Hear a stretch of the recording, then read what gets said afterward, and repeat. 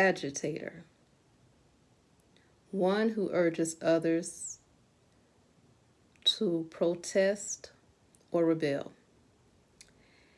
And the reason why this man behind me, Charleston White, has caused such a necessary agitation and disruption is because it's time for it. He's an antagonizer too, but he antagonizes the very forces that have degraded our community for so long. When you look up the word antagonize, it says a person who actively opposes or is hostile to someone or something. That is his tactic, and it is working because he has everyone's attention. Now, do I agree with all of his tactics? I absolutely do not. But do I agree with the heart of his message? I absolutely do. His personality reminds me of, like, if you was to put a Tupac, a Muhammad Ali, and a Richard Pryor together, like, you would get this person. And he says some offensive things. He does. And I don't make any excuses for those things.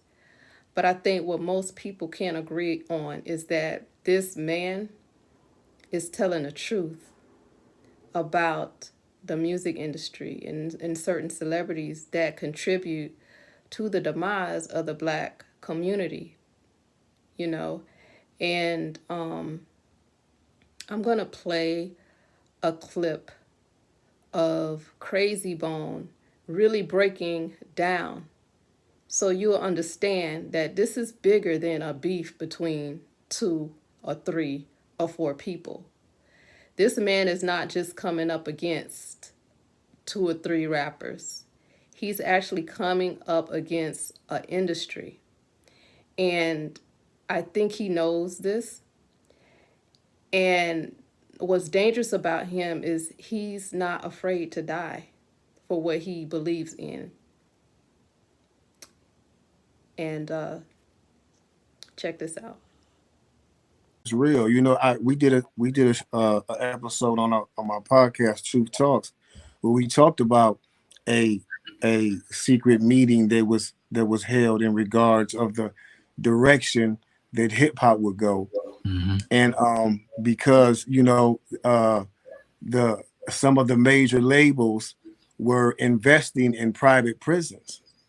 So we spoke about how they made sure that gangster rap was pushed to the forefront more than any other genre of hip hop at the time, to basically influence the youth into committing crimes and living a gangster life with a thug life or whatnot. You know what I'm saying? We were all basically tricked, man. You know what I'm saying? What we thought we were expressing ourselves and getting frustration off our chests about the way we were forced to live in these ghettos and in the slums. And at the same time, they're the ones that took our lifestyles and they glamorized it. Mm-hmm. They put the lights and the cameras behind it and said, look, like this looks attractive, don't it? You know what I'm saying? But we were simply like, yo, this is where we come from. This is what we had to go through. It wasn't the fact that we were glamorizing it, because in a lot of our songs, we told people, like, we glad we not living that life no more. It wasn't fun. You know what I'm saying? We was forced to live that way, but when we got up out of it, we started to try like to turn around and like do positive things. And that's one thing I feel like people need to know. It was, when they asked what happened to all the conscious rappers, that's what happened to them. Mm-hmm. Because they made it a point to make sure that those kind of messages and this kind of rap music would not be acceptable to the fans anymore. If it's not violent, we're not going to push it. If it has a message, if you're trying to educate the people, we're not having it. We want them listening to strictly nonsense, nothing that's going to be dangerous to us. We don't want any uprisings because they understood the power that Tupac possessed. Mm-hmm. That's why they were probably happy when he was gone, because they was like, we almost had a Malcolm X on a way bigger level Right. behind hip hop. It would have been times 10. Mm-hmm. You know what I'm saying? So it was like, so after Tupac, it was basically like, okay, we dodged that. We need to change it, get rid of conscious rap. So what they do, let's make sure these dudes get them niggas a couple of dollars. Mm-hmm. Give them a couple of dollars, make them forget that it's even a problem. You know what I'm saying? And that's basically what happened. They started giving us all this money, and people started to. It was no longer about the struggle. It was about me. It's all about me.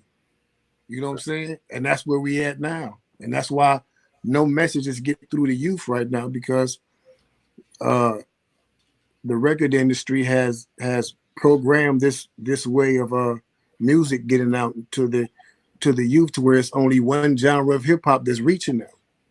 They've Mm-hmm. narrowed it down. You have to sound like what's on the radio right now and talk about what they're talking about in order to see any success. That's bottom line, with a few exceptions. You know what I'm saying? So it's like we've been going through this, like I said, Nick Cannon wasn't really saying nothing like crazy. The level of deaths we see from, like, these drug overdoses, and it's like and some of these young kids, these young artists, they have pre-existing mental issues, Mm-hmm. and these labels, they don't take any of that into consideration when they're giving them these deals and get them all this money, and they're not guiding them at all. There is no guidance. There is no blueprint. It's just like it's all over the place right now, and anything goes.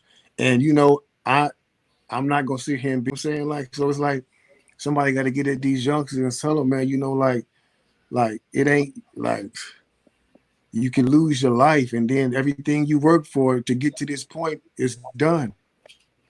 You know what I'm Yeah. saying? So it's just to me, it's a lack of leadership, and it's a lack of positive role models out there that's not scared to step up, and not just gonna sit back and scared to be ridiculed because you speak out against what everybody else is doing. There's nothing wrong with being different. I don't want anything to happen to this man, and I pray that he is safe. But I will say that he have planted a seed that if he's no longer here, he have planted a seed that the people want to see grow. The people are rallying behind him because it's a much needed change. And until now, so many of us have been feeling and thinking the same way as this man vocalizes, but because the violence and everything else that comes along with it has become so normalized, it's like we look crazy for saying something against what everybody has accepted as normal. Violence is not normal. Drug use and celebrating drug use in songs is not normal when it is targeted towards a certain group of people. And as a black woman, being reduced to bitches and hoes, I've been personally tired of that for years. And to witness someone actually take a stand and say you all, to say that you all are hypocrites because you can talk about kill, kill, kill, drill music, and you could talk about smoking on a deceased person. Nobody has a problem with it. But as soon as someone else does it, it's a problem. The hypocrisy is truly being revealed. And the beauty too is a lot of people are not idolizing celebrities like they used to. I stopped idolizing celebrities a long time ago once I realized that they are as flawed, if not more, because they have this entitlement of money than most people. They actually have some of them deal with a lot of problems, mental problems, personality problems. And so because I know that we are all flawed, I don't celebrate or idolize celebrities. So I think that's the time we're in. And it is time for us to take a stand for our communities. And we the people, we ready. And that's why we rally around Charleston White. I want to say to you, if you watching this, that, I really pray that you have wise counsel and just look at the history. And this is my message to celebrities. Money does not exempt you from universal law. It doesn't matter how much money you flash. It does not matter how you brag about what you got and you put down others because you perceive them as less because they have less than you.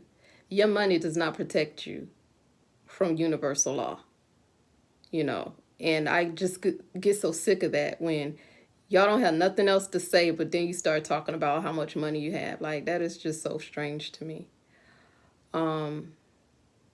Yeah, we don't feel alone in our thoughts because, we have people like Charleston White speaking up. And that's what time it is. And like I said, I don't agree with everything he says. You know what I'm saying? Like, I don't agree of him talking about Trayvon Martin or George Floyd or, just doing things like that. I think he needs to seek wise counsel and just look at the history of people who have gone against whole industries and things like that and move accordingly.